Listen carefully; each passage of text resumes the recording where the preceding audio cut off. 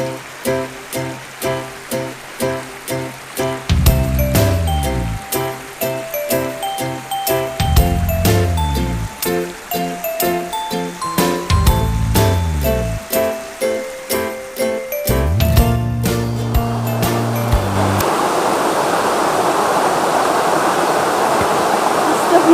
Umi lagi ngapain sih, serius banget ini dia tuh.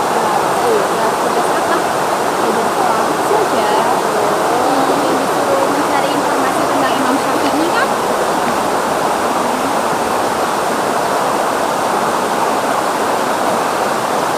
Assalamualaikum. Waalaikumsalam. Lagi ngapain? Lagi ngerjain tugas kan? Tugas aswaja yang Imam Syafi'i bukan? Apaan sih? Oh, kok yang suka ikut-ikutan? Ih, apaan sih? Udah. Ini udah dikerjain. Alhamdulillah udah. Alhamdulillah sih banget sih. Iya dong. Kan kalian udah di sini. Gimana kalau kita main tebak-tebakan? Oke? Nama panjang Imam Syafi'i siapa? Gampang itu mah. Siapa coba? Nama panjang Imam Syafi'i yaitu Abu Abdullah Muhammad bin Idris Asy-Syafi'i Al-Muttalibi Al-Quraisy. Bener kan? Ya, bener. Kalau lahirnya di Gaza, Palestina. Yes, bener. Coba Opa, kalau Imam Syafi'i lahir pada tahun? Beliau lahir tahun 150 Hijriah atau 357 Masehi. Ya, bener. Apa ya? Gimana kalau kita menjelajah cerita tentang beliau tapi dengan animasi yang sederhana daripada kita cuma duduk lihat kamera? Ya udah, ayo. Ih, bentar tungguin. Dari judul di atas, sebagian umat muslim pasti mengenal beliau. Pasti dong. Imam Syafi'i, seorang ulama besar Islam dan juga merupakan pendiri dari mazhab Syafi'i. Beliau memiliki nama lengkap Abu Abdullah Muhammad bin Idris Asy-Syafi'i Al-Muttalibi Al-Quraisy. Beliau lahir di Gaza, Palestina pada tahun 150 Hijriah atau 767 Masehi dan wafat di Mesir pada tahun 205 Hijriah atau 820 Masehi. Imam Syafi'i merupakan seorang ilmuwan muslim di bidang fikih, hadis, bahasa, dan sastra. Untuk lebih mengenal Imam Syafi'i, di video kali ini kita akan membahas mengenai masalah-masalah tentang beliau. Bukan masalah sih sebenarnya, tapi riwayat tentang beliau. Mau tahu lebih lanjut? Yuk cek video berikutnya. Imam Syafi'i memiliki ayah bernama Idris bin Abbas, sedangkan ibunya bernama Fatimah Al-Azdiyah. Riwayat mengenai kelahiran beliau, pada saat itu Idris bin Abbas menyertai istrinya dalam sebuah perjalanan yang cukup jauh, yaitu menuju kampung Gaza, Palestina, di mana saat itu umat Islam sedang berperang membela negeri Islam di kota Askalon. Pada saat itu juga Fatimah Al-Azdiyah sedang mengandung. Idris bin Abbas gembira dengan hal ini, lalu ia berkata, "Jika engkau melahirkan seorang putra, maka akan kunamakan Muhammad, dan akan aku panggil dengan nama salah seorang kakeknya yaitu Syafi'i bin Asy-Syaib."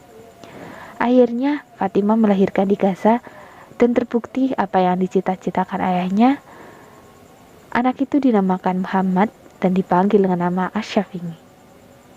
Nasab mengenai Imam Syafi'i sendiri sangat dekat dengan Nabi Muhammad SAW. Untuk penjelasan mengenai urutan nasab beliau, yuk kita cek video berikutnya.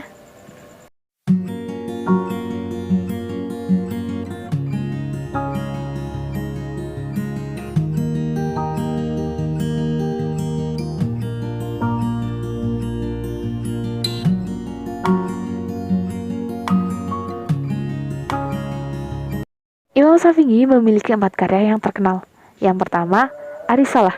Ar-Risalah adalah buku pertama beliau yang membahas tentang usul fikih dan kitab al-um yang berisi mazhab fikihnya yang baru. Karya yang kedua yaitu mazhab Syafi'i. Mazhab dengan dasar Al-Quran, Sunnah, Ijma' dan Qiyas. Beliau tidak mengambil istisan atau menganggap baik suatu masalah sebagai dasar mazhabnya, menolak maslahah mursalah perbuatan penduduk Madinah.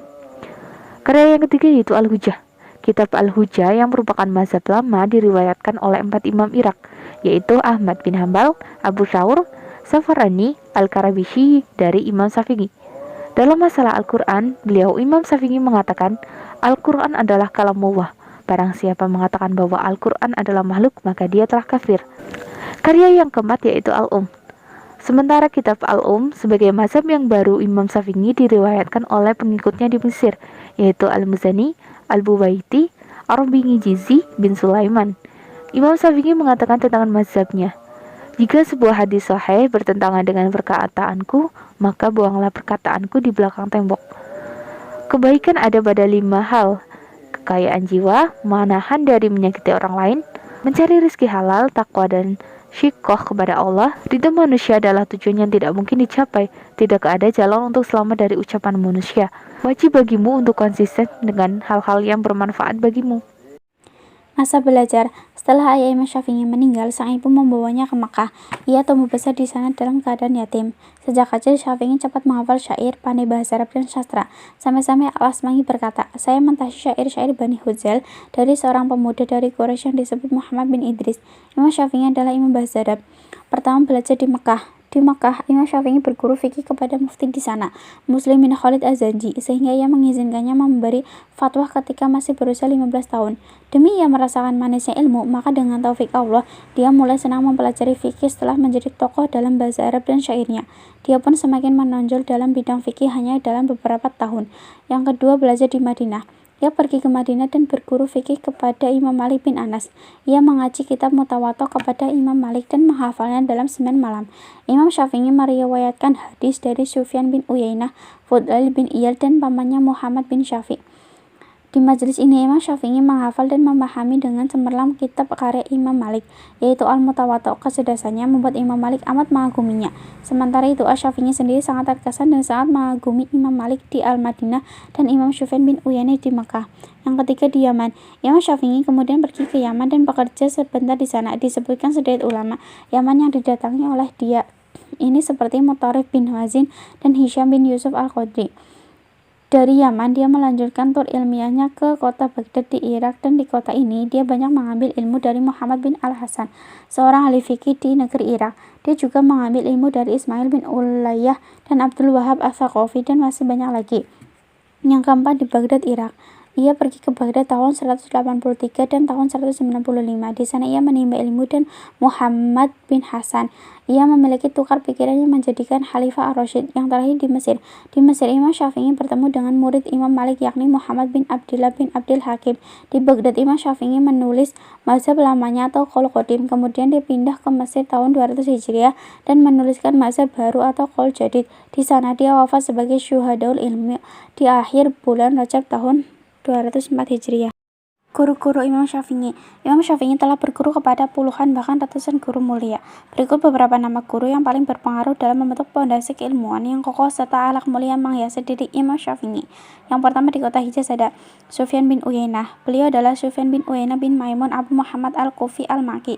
Lahir di Kufah tahun 107 Hijriah dan wafat di Makkah tahun 198 Hijriah. Seorang tabi'in yang menjadi guru besar di kota Makkah dalam bidang hadis dan ilmunya, sekaligus seorang rawi terpercaya yang disepakati para ulama. Dari beliaulah Imam Syafi'i mempelajari pondasi madrasah ahli hadis, mendaras hadis, ilmu dan tafsirnya, yang kemudian nanti dilanjutkan ketika belajar Imam Malik. Yang kedua ada Muslim bin Khalid Az-Zanji. Nama lengkap beliau adalah Muslim bin Khalid bin Muslim Al-Qurash Al-Mazumi, berasal dari negeri Syam, seorang syekh dan mufti kota Makkah di zamannya. Lebih banyak mempelajari dan mengajarkan fikih daripada hadis. Beliau wafat tahun 179 Hijriah di Makkah. Yang terakhir ada Imam Malik bin Anas. Beliau adalah Imam Malik bin Anas bin Malik bin Abi Amir al-Asbahi, memiliki kunyah Abu Abdillah. Imamnya kota Madinah, pendiri dan pencetus mazhab Maliki. Lahir tahun 93 Hijriah di Madinah dan wafat di tempat yang sama tahun 179 Hijriah. Kemudian di kota Irak ada satu Muhammad bin Al-Hasan Asy-Syaibani. Lahir di kota Wasi tahun 132 Hijriah, tumbuh dan berkembang di kota Kufah, kemudian pindah ke Baghdad dan akhirnya wafat di kota Rai tahun 189 Hijriah. Memiliki banyak karya tulis yang menjadi rujukan utama dalam kajian mazhab Hanafi. Di antaranya adalah kitab Zohir Ar-Riwayat. Yang kedua ada Waqi bin Al-Jarrah. Nama lengkap beliau adalah Waqi bin Al-Jarrah bin Mulih bin Adi Al-Kufi. Memiliki kunyah Abu Sufyan, seorang imam hadis di kalangan tabi'ut tabi'in.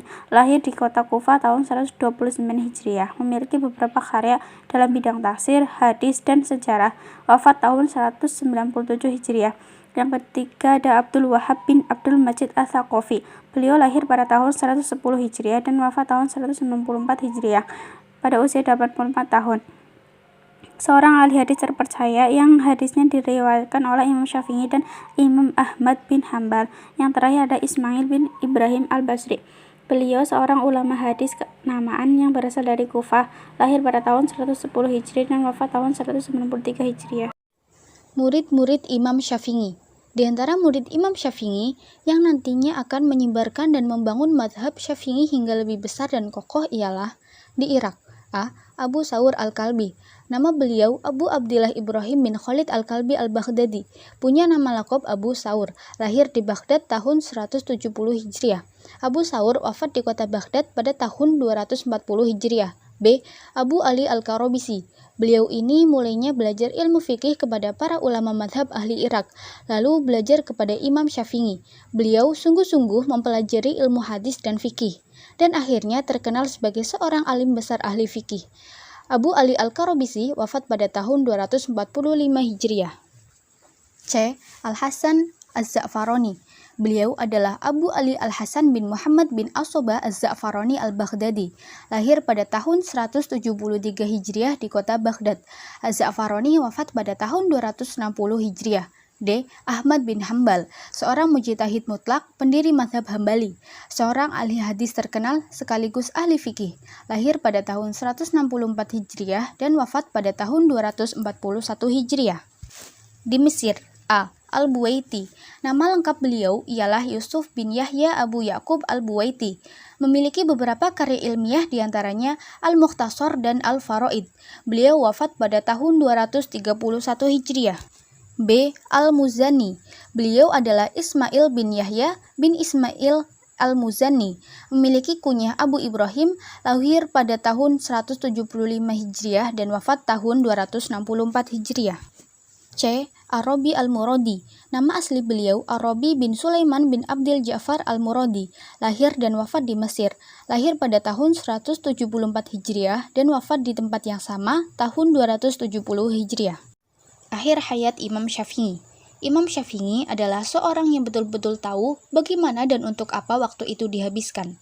Hampir-hampir setiap detik dan menit dalam hidupnya digunakan dalam amal-amal positif dan produktif, seperti merampungkan karya-karya ilmiahnya dan memberi pengajaran kepada murid-murid kinasihnya dalam berbagai halakoh. Kiranya jadwal beliau yang sangat padat itulah yang membuat kesehatan beliau terus menurun. Pada suatu hari, Imam Syafi'i terkena wasir, hingga terkadang jika ia naik kendaraan darahnya mengalir mengenai celananya bahkan mengenai pelana dan kaos kakinya. Wasir ini benar-benar menyiksanya selama hampir 4 tahun. Ia menanggung sakit demi ijtihad yang baru di Mesir, menghasilkan 4.000 lembar. Selain itu, ia terus mengajar, meneliti dialog, serta mengkaji baik siang maupun malam. Kabar kematian beliau tersebar di Mesir hingga kesedihan dan duka melanda seluruh warga. Mereka semua keluar dari rumah ingin membawa jenazah di atas pundak. Karena dahsyatnya kesedihan yang menempa mereka, tidak ada perkataan yang terucap saat itu selain permohonan rahmat dan ridho untuk yang telah pergi. Sejumlah ulama pergi menemui wali Mesir yaitu Muhammad bin Asuri bin Al-Hakam, memintanya datang ke rumah duka untuk memandikan imam sesuai dengan wasiatnya. Jenazah dibawa sampai ke tanah anak-anak Ibnu Abdi Al-Hakam. Di sanalah ia dikuburkan, yang kemudian terkenal dengan Turbah Asy-Syafi'i sampai hari ini. Dan di sana pula dibangun sebuah masjid yang diberi nama Masjid Asy-Syafi'i. Penduduk Mesir terus-menerus menziarahi makam sang imam sampai 40 hari 40 malam. Setiap peziarah tak mudah dapat sampai ke makamnya karena banyaknya peziarah.